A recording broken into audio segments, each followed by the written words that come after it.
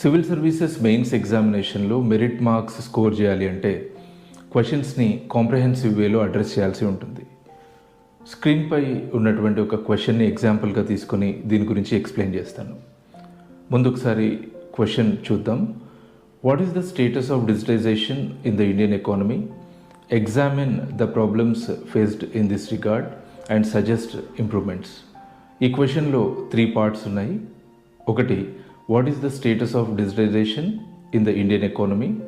Second part, examine the problems faced in this regard. And third part, suggest improvements.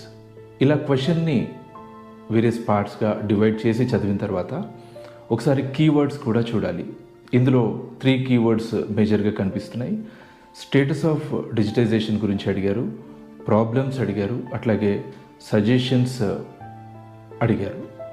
ఇవన్నింటినీ